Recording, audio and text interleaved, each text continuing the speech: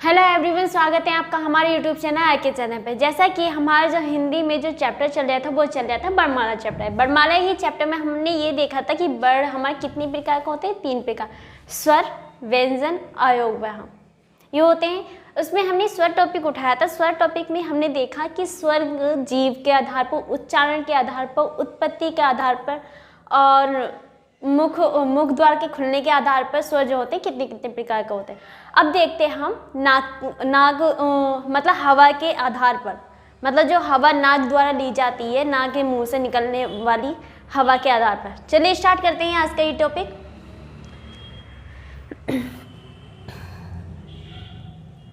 हवा के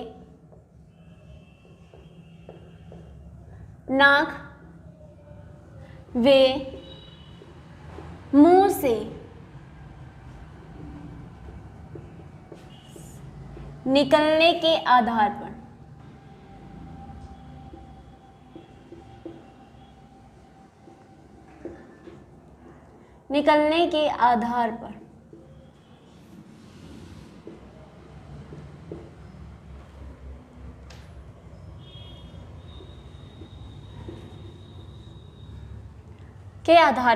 हमारे जो स्वर होते हैं कितने प्रकार के होते हैं। स्वर हमारे होते हैं,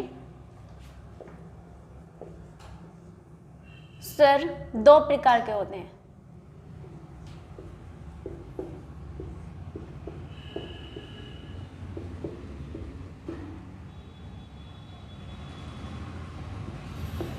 पहला होता है हमारा अनुनासिक स्वर। अनुनासिक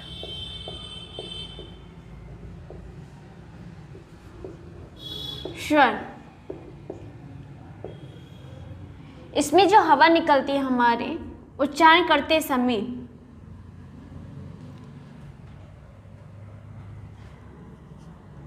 उच्चारण करते समय हवा नाक वे मुंह दोनों से निकलती है।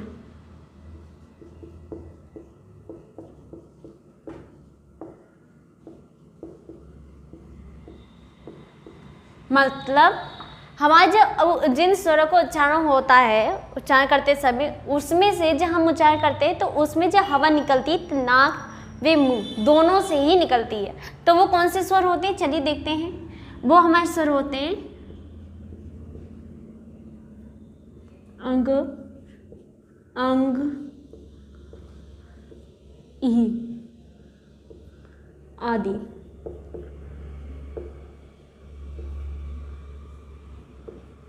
क्लियर है। अब देखते हैं, ये हो गया अनुनासिक स्वर। दूसरा होता है निर्नासिक स्वर।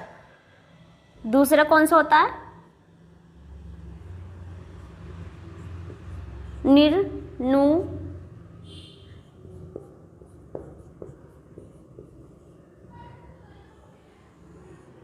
स्वर।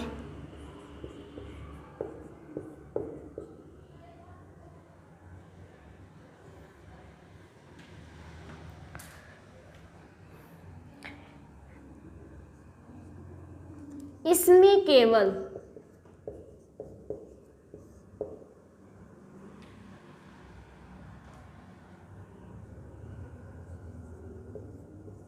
केवल हवा मुंह से निकलती है, मुंह या मुख से निकलती है।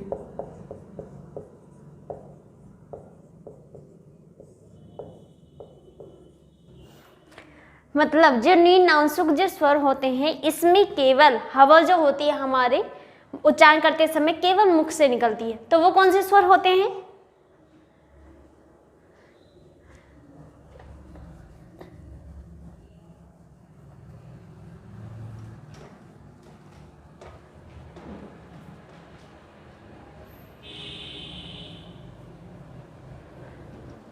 वो कौन से स्वर होते हैं हमारे,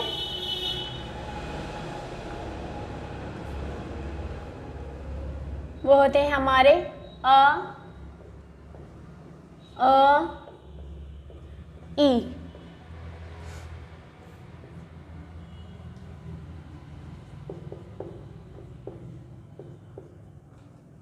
क्लियर है?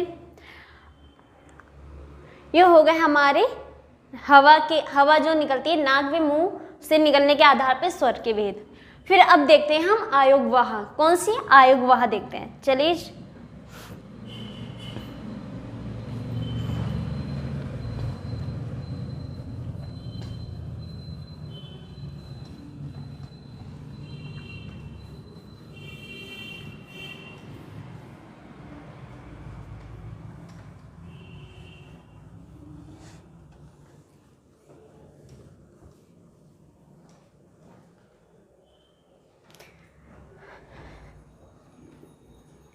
आयोगवाह।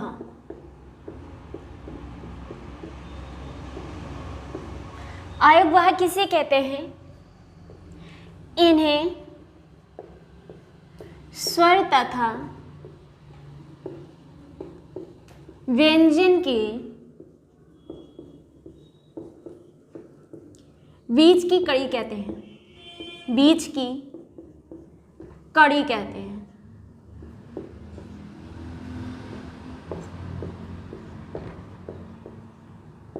क्या कहते हैं? कड़ी कहते हैं। इनमें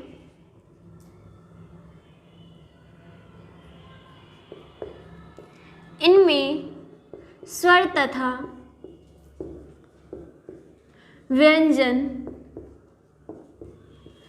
तथा व्यंजन दोनों के ही गुण पाए जाते हैं। दोनों के ही गुण पाए जाते हैं।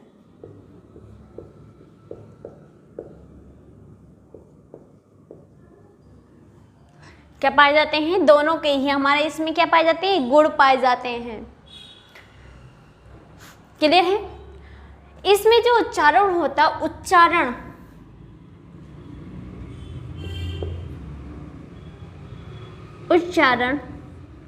आ स्वर के साथ होता। आ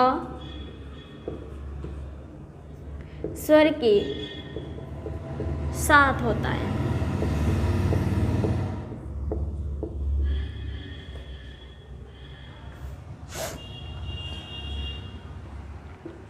आयोगवाह स्वर।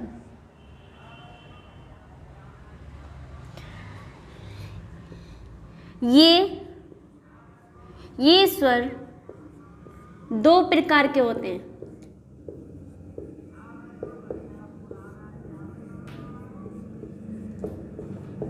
कितने प्रकार के होते हैं? दो प्रकार के होते हैं। एक होता अनुस्वार, एक होता विसर्ग युक्त। कौन से? अनुस्वार, एक विसर्ग युक्त। चलिए देखते हैं।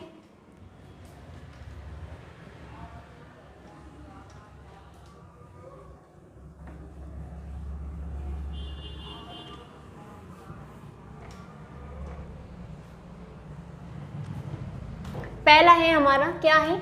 अनुस्वार।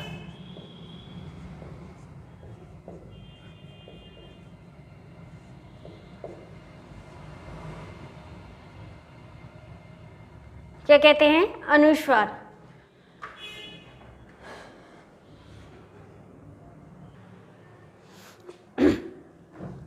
क्या बात करी थी हमने? अनुस्वार। अनुस्वार का जो इसमें जो ध्वनि निकलती है, जिसमें उसमें स्वर का जो उच्चारण होता है, इसमें ध्वनि निकलती है। हमारी ध्वनि केवल नाक से निकलती है। ध्वनि जो होती है केवल नाक से निकलती है।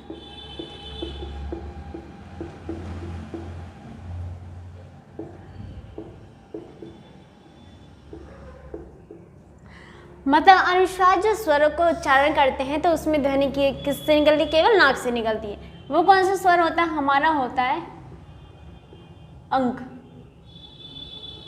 कौन सा था? अंक।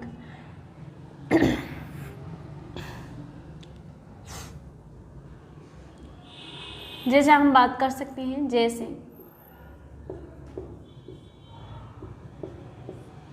अंगूर, अंगद,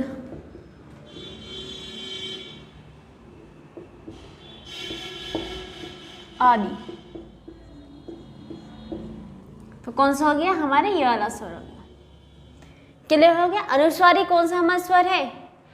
अंक वाला, अंगूर से, जैसे अंगूर में पहला वाला वर्ड आया और अंगद में। क्लियर है। अब देखते हैं दूसरा टाइप कि विसर्ग युक्त। दूसरा ही क्या है इसका? विसर्ग युक्त।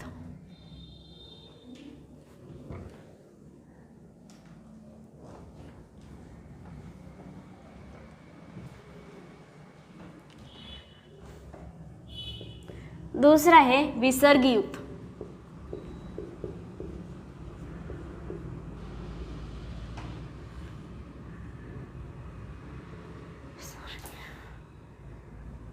विसर्ग युक्त।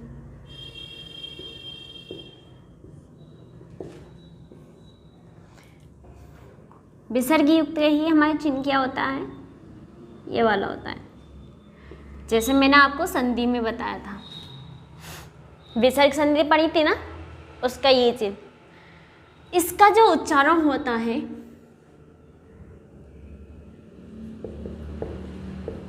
इसका उच्चारण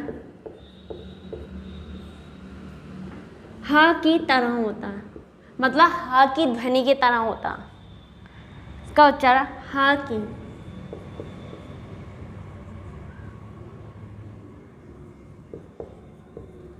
ध्वनि के तरह होता है।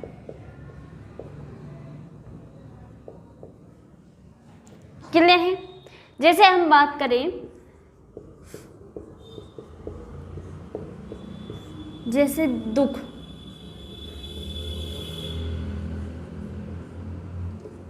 प्राय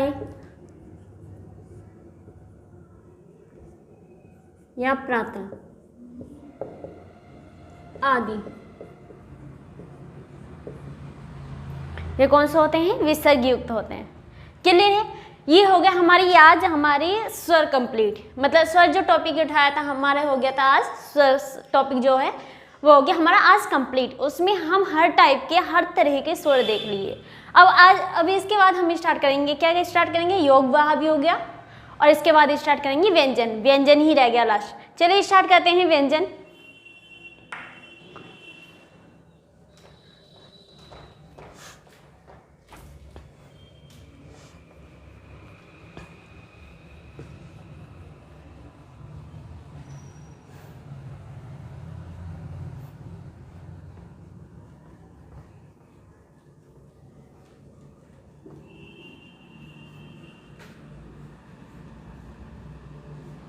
चलिए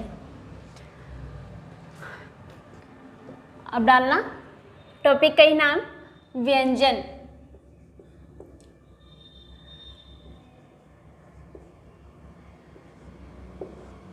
ये तो वर्णमाला हमारा चैप्टर चल ही रहा है, लेकिन इसमें ही टॉपिक क्या हमारा व्यंजन है। व्यंजन कहते किसे? व्यंजन में व्यंजनों का जो उच्चारण होता है, इनका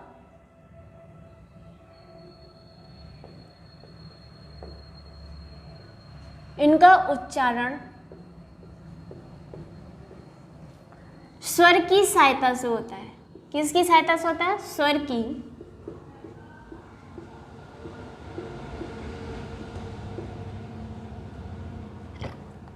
सहायता से होता है।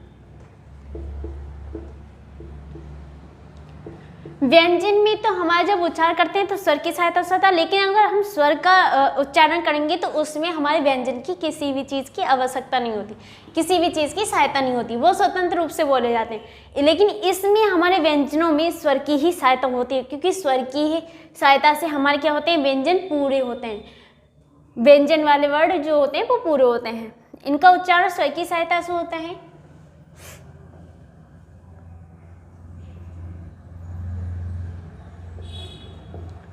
इनमें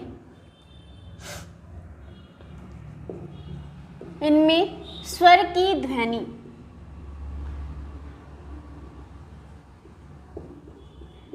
की ध्वनि या मात्रा अंतर्निहित होती है।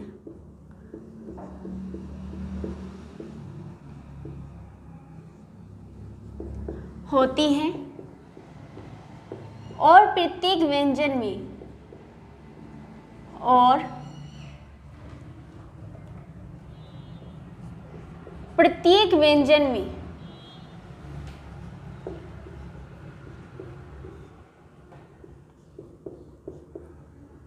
आस्वर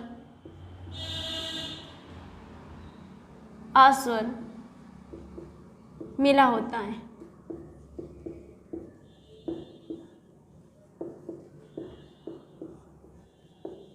जैसे हम बात करें, हमने एक व्यंजन का ही एक वर्ड लिया, जैसे का। ये क्या है इस टाइम? पूरा है। अगर हम इसे तोड़ेंगे तो क्या मतलब इसमें हमें पता तो नहीं चले कि कैसे इसमें स्वर मिला हुआ आस्वर। लेकिन अगर हम इसे शुद्ध उसमें लिखेंगे हलंत, व्यंजन को ही हम हलवी बोलते हैं।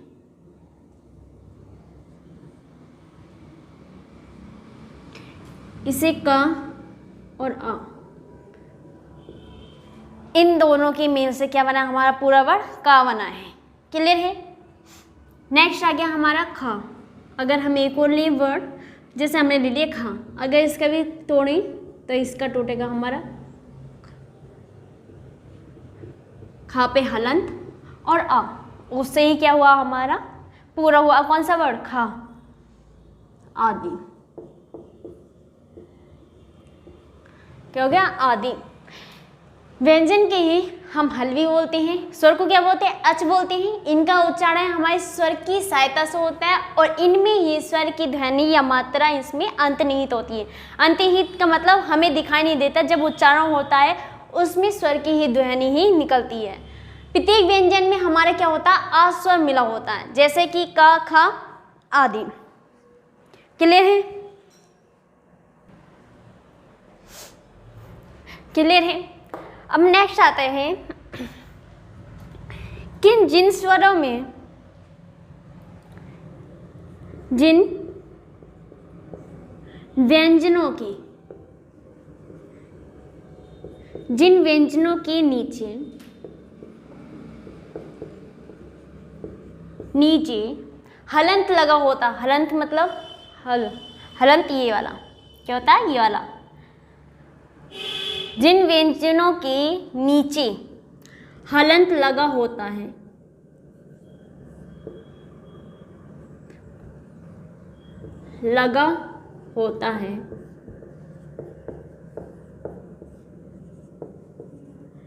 तो उनका उच्चारण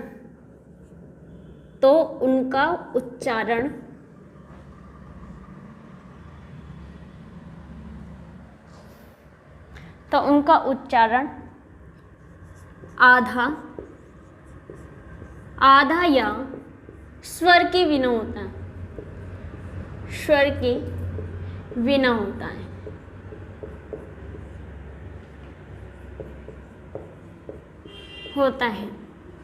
क्लियर है? इसमें कहा गया है जिन व्यंजन के नीचे हमारा हलंत लगा होता है, जैसे हमारा ये, तो उनका ही उच्चारण हमारे आधा होता है, मतलब आधा माना जाता है, कंप्लीट वर्ड नहीं होता, और उनका स्वर के बिना होता है। क्लियर है? जैसे हम बात करें, चलिए पहले आप इतना नोट कर लीजिए फिर हम कराते हैं।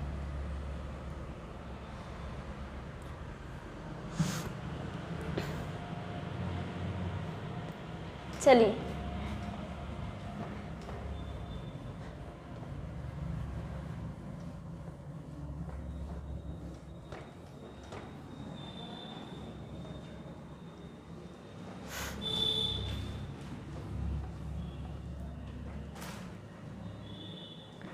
जैसे हम बात करें, एग्जाम्पल में समझ लेते हैं।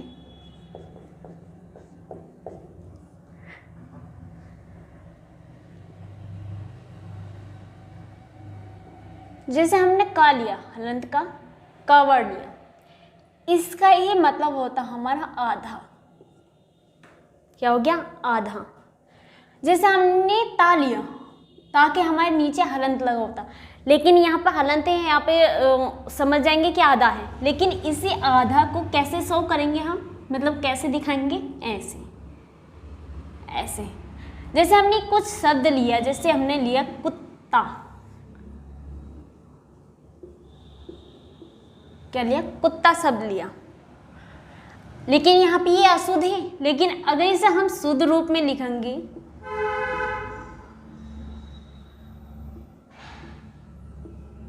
तो इसे कैसे लिखेंगे? हलंत का आधा ता और ता। अब हो गया हमारा कंप्लीट शब्द। ये हो गया हमारा शुद्ध, ये था अशुद्ध। क्यों? अशुद्ध नहीं था, लेकिन यहाँ पे जो ता था हलंत का, क्या आ जाएगा हमारा? आधा ता आ जाएगा। क्लियर है? चलिए अब देखते हैं कि व्यंजन कितने होते हैं।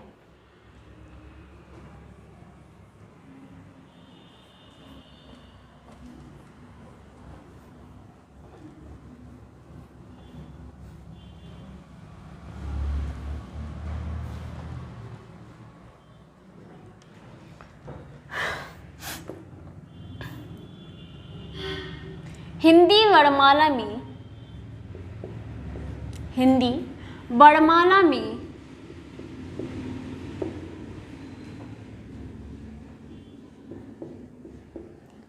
व्यंजनों की संख्या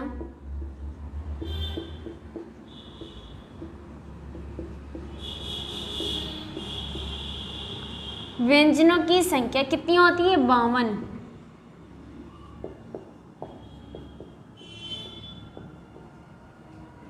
मतलब हिंदी वर्णमाला में व्यंजनों की संख्या कितनी थी? 52। लेकिन हिंदी में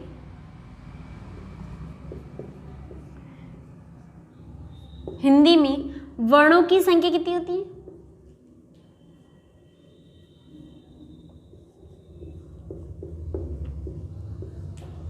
वर्णों की संख्या 39 होती है। कितनी होती है? 39, 39 होती है। ये 39 ही जो संख्या है व्यंजनों की, व्यंजन वर्ण की, वो कौन कौन सी है? चलिए देखते हैं।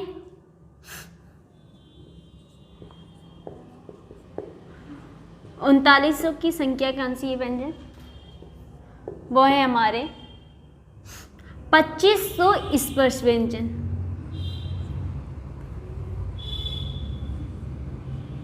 पच्चीस हमारे स्पर्श व्यंजन,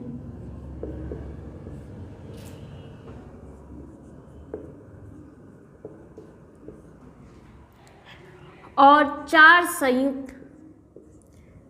हमारे संयुक्त व्यंजन।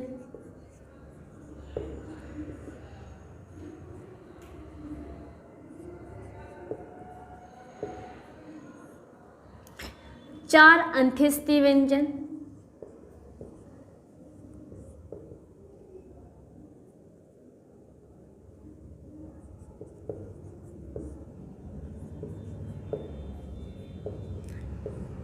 चार ऊष्म व्यंजन,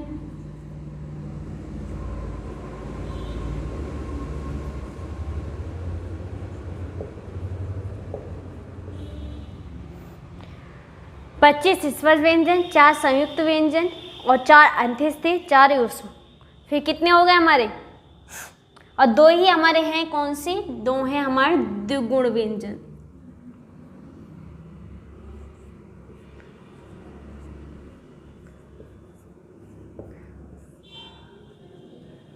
द्विगुण व्यंजन क्लियर है? ये हो गए हमारे पूरे 39 की संख्या।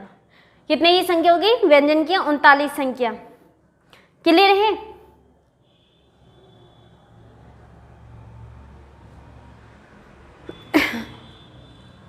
चलिए नेक्स्ट देखते हैं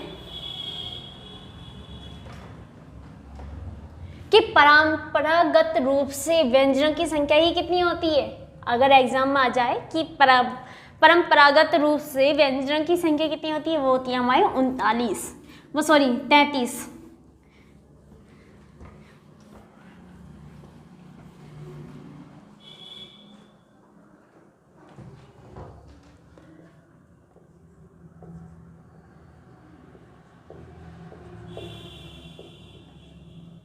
परंपरागत रूप से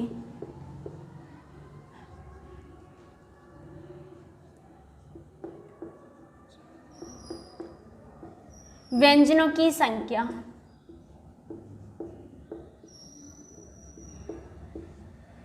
कितनी होती है? 33 होती है।